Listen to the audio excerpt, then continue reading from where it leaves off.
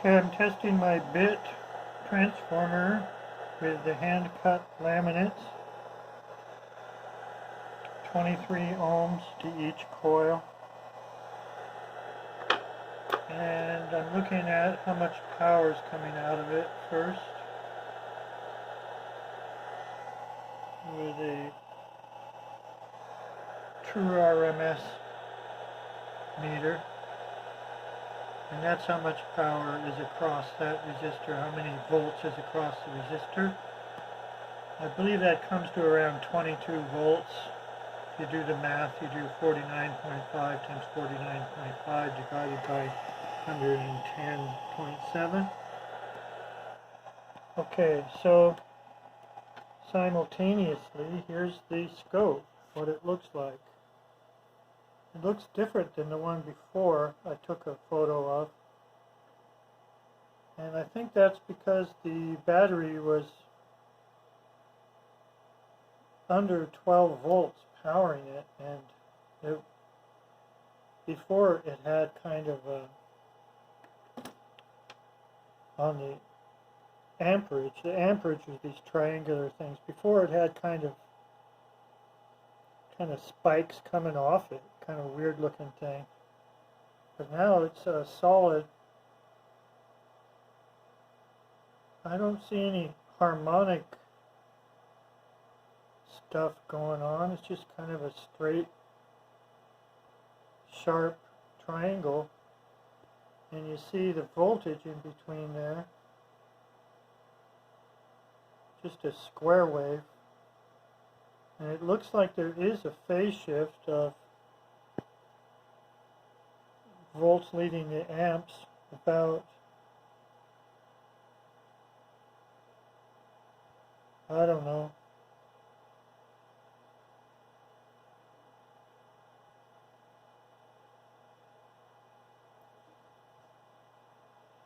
maybe 3 or 4 spaces, something like that, but there is a phase shift. It's not a huge one. It's not quite near 90 degrees, I don't think.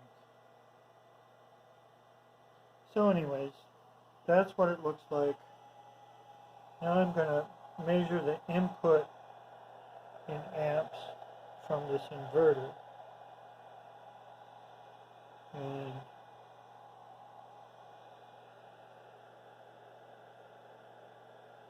okay, so wait 1 second.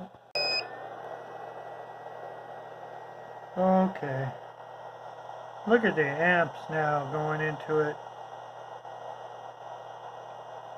4 amps going into this inverter.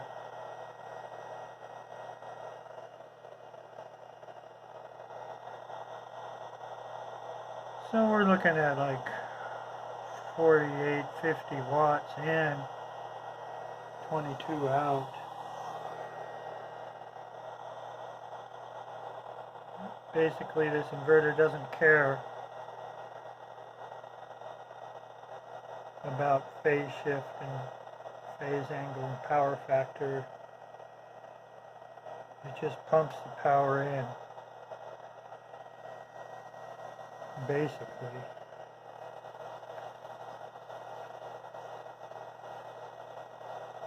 So I'm going to need to get this down to, I don't know, 50 milliamps would be nice, instead of 4 amps, or 500 milliamps, sorry. But look what it runs on.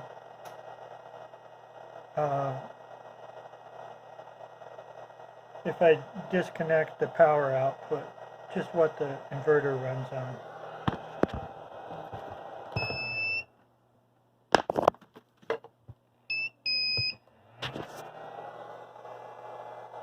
Okay, I disconnected the power output, so this is just what the inverter runs on, is 0.58 amps and 12 volts.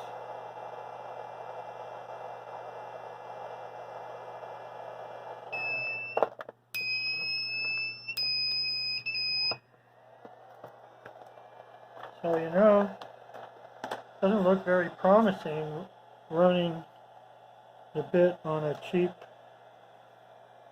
modified sine wave inverter.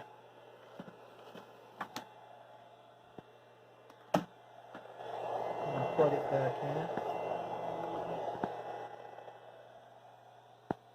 Here's that scope again.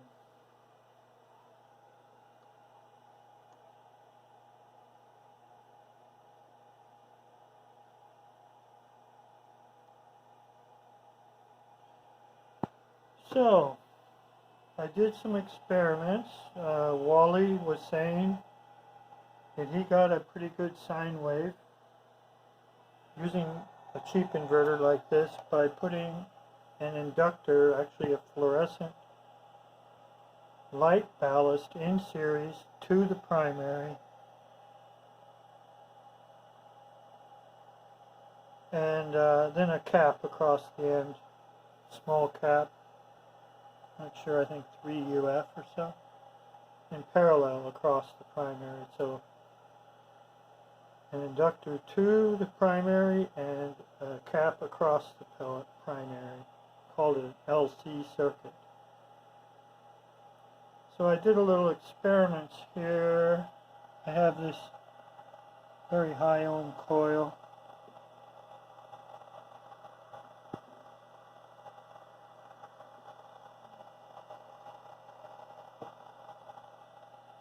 I have this coil,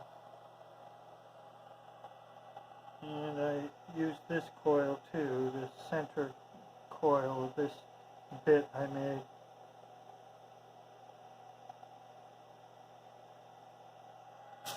This, I believe, is actually like an air coil. I thought that was steel in there. I guess not. So this one cut the power down to practically nothing coming out with that in series. This one was no good. And this one also cut the power down significant coming out.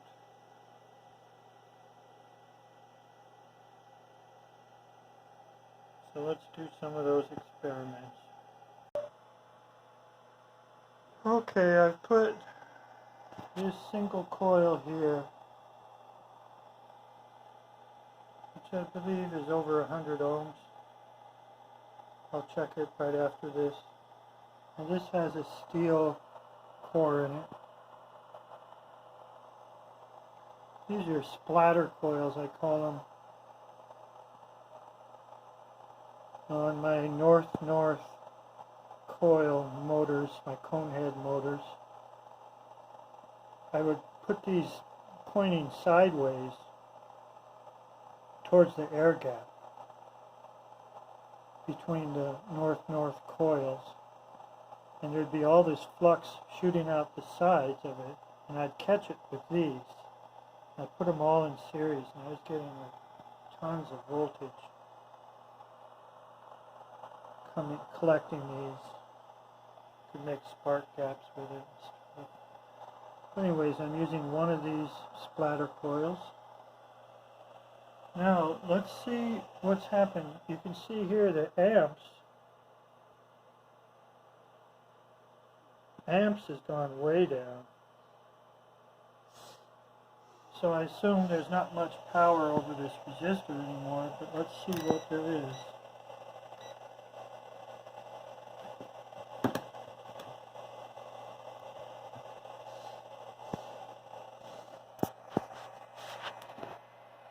There is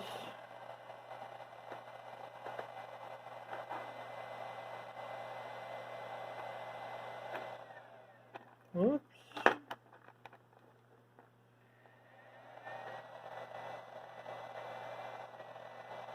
Wait on. Okay. Resistive load, 110 ohms. Now there's only 3 volts, 0.2 volts across it. When I put this on the output, which really cuts the amps down. I don't see how adding a cap in parallel will do much.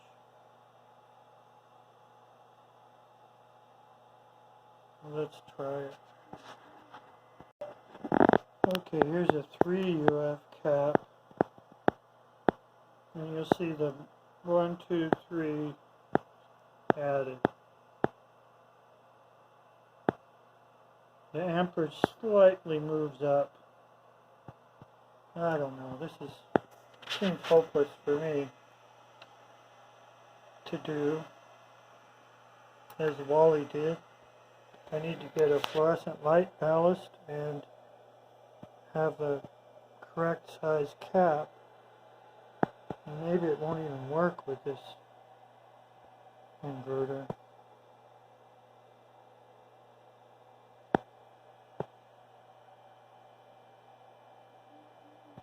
So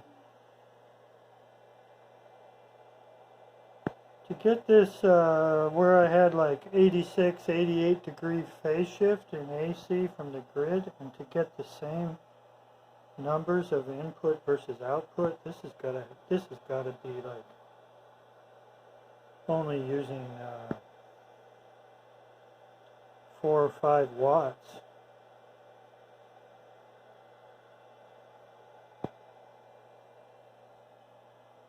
I don't know.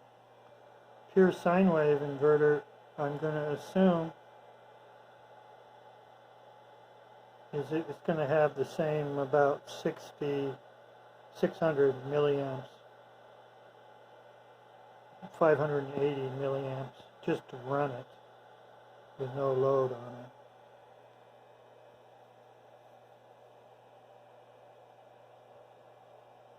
So here's some tests. Now, over here, this might have more potential.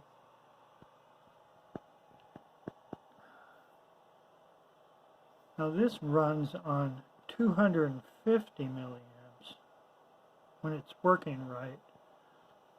My last video, it was running on about 60 and 70 and popping around. But I did get it down to 250. That's what it runs on with no load. And that's still way too much. If an off-shelf inverter runs on 600, well, maybe it's not so bad. But that's, if I can get this to run on practically nothing, that would be good.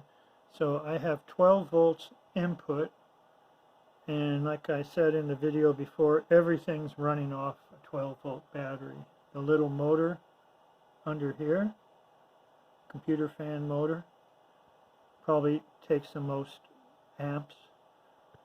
And the signal side, the trigger side of these relays is powered by a 12 volt battery. And same with these two over here. And the Hall effects are run by the 12 volt battery.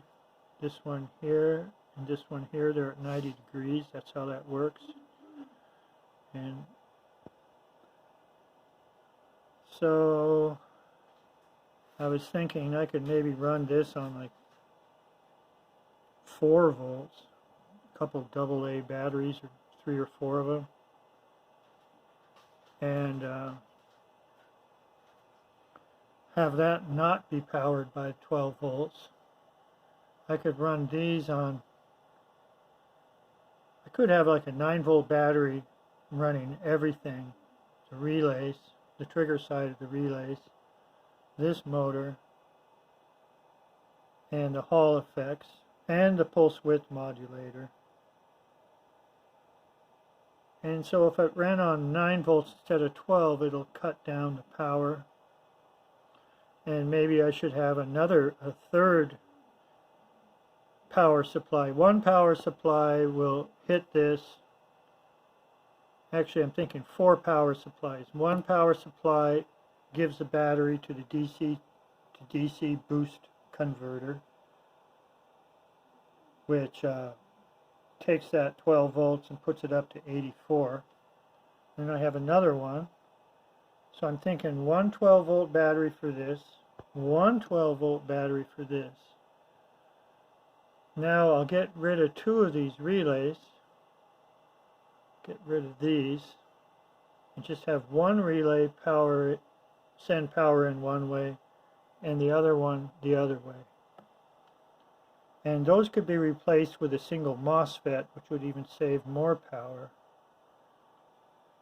And I could make my own little motor, which I should do, that runs on only like 10 milliamps,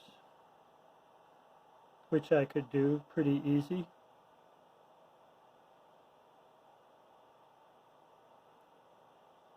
And then I could maybe get this down to running on, for example, maybe, I don't know, 100 milliamps. And now, when the power comes in, I could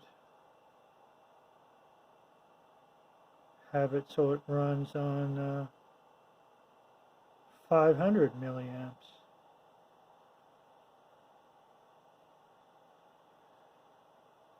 With the power being supplied to the bit through the relays.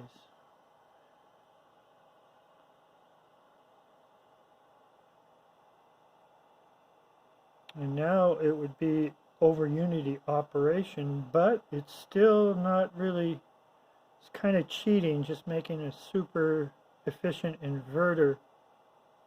Whether it has the phase angle shift happening where you can put the power factor on it or not is another question. Maybe something could be made where the DC input to the inverter could be a capacitive discharge that you could engineer to be at 88 degrees phase shift on the AC output of the inverter. Thinking capacitive discharge because that will make the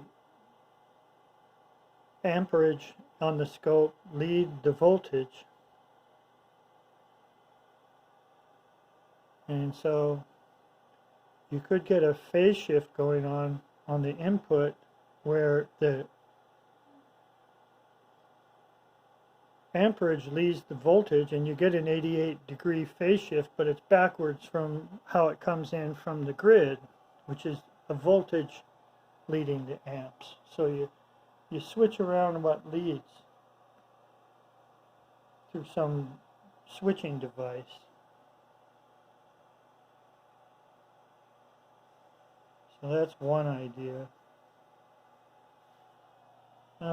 Simplest idea is I've seen pure sine wave inverters for sale on eBay for $400.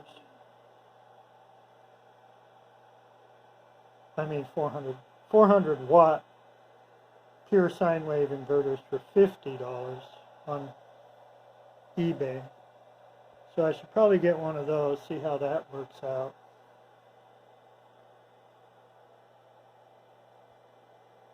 But I have doubts that's going to work. It just seems like the pure sine wave inverter is just a lot more switches that kind of create a nice smooth AC wave to see on a scope, for example. And all those switches are, I don't know why they'd want to phase shift the power. Separating the voltage from the amperage in some way as it goes into the transformer. And all I can think of is how to separate the voltage from the amps is have a capacitor discharge, because you know that's going to be boom, the capacitor is instant when it discharges. So here's all my various ideas. Sorry, it's 20-minute video, sorry about that.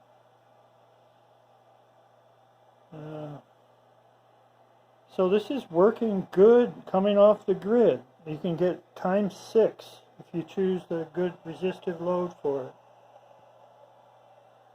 ×6 over unity. Without a doubt, if you understand phase angle and power factor and AC, all that, it's without a doubt ×6 from the grid. But now let's do it with an inverter so we can run it from a battery